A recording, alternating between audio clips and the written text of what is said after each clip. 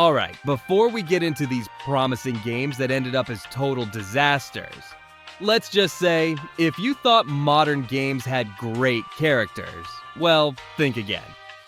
Today, we're not talking about heroes, we're talking about characters that make you wonder if the design team even tried. What the fuck was that?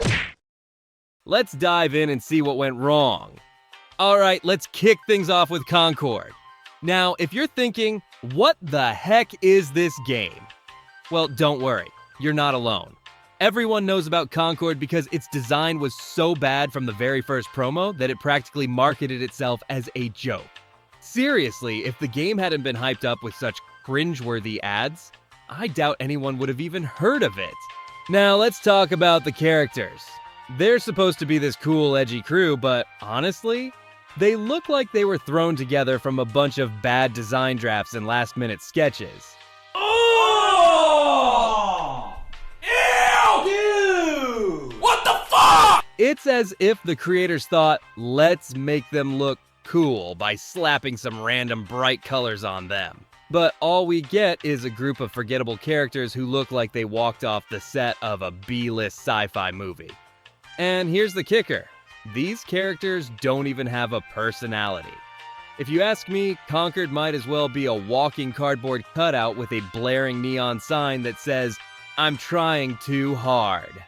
They've got no depth, no charm, just a bunch of cool poses that make you roll your eyes harder than you ever thought possible. Honestly, if you're looking for a game with characters that actually stand out or have some kind of memorable personality, well, Concord should just be a cautionary tale of what not to do. It's like trying to bake a cake and somehow ending up with a pile of burnt crumbs that no one wants to touch. Know your fucking place, trash. And the worst part? It's so forgettable that you'd probably be better off just looking at a blank screen. Next up, let's change the mood with a game that was supposed to be the new hope for DC fans. Suicide Squad: Kill the Justice League.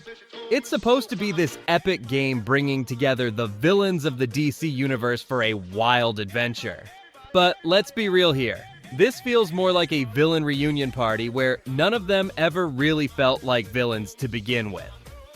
First, we've got the main characters: Harley Quinn, Deadshot, King Shark, and Captain Boomerang.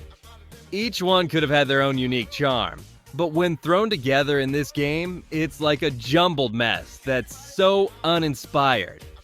Harley Quinn, who used to be the face of the fun and quirky chaos in the Suicide Squad movies, is now, well, she's still here, but without any of the personality that made her Harley in the first place.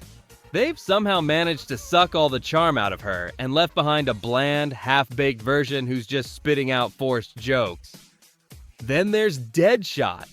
Now, Deadshot was supposed to be this cold, calculating badass, the best sniper in the world, but instead of giving us that, we get a guy who clearly knows how to shoot, but acts like he's just going through the motions like he's bored out of his mind. What happened to the ruthless killer? Instead, we get, meh, I'll just aim at whatever and move on. And don't even get me started on King Shark.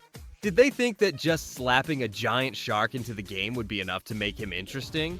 Turns out, he's just the token big guy with no real depth. He's not a badass shark, he's just a, well, big goofy guy in a shark costume.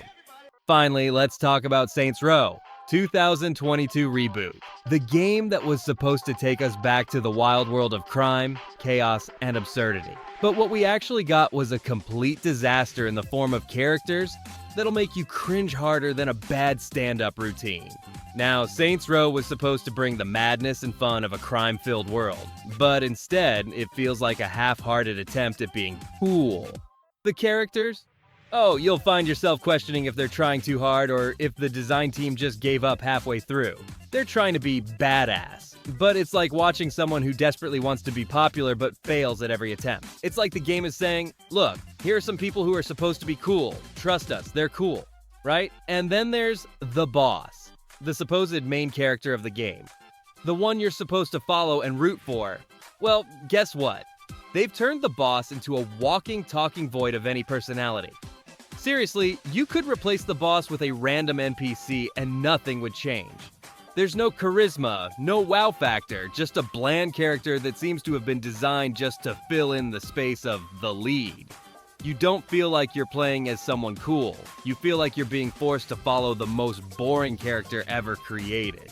So, there you have it, folks. Conquered, Suicide Squad, Kill the Justice League, and Saints Row 2022 Reboot might have seemed like games with potential when they were first announced, but they all fall flat on their faces when it comes to character design. Remember, great characters should make you connect with the game, make you feel like you're actually a part of their world. But these games? They'll leave you wondering just how anyone thought these designs were a good idea in the first place. If you're looking for characters that actually stand out or leave an impact, well, these games sure didn't deliver that kind of experience.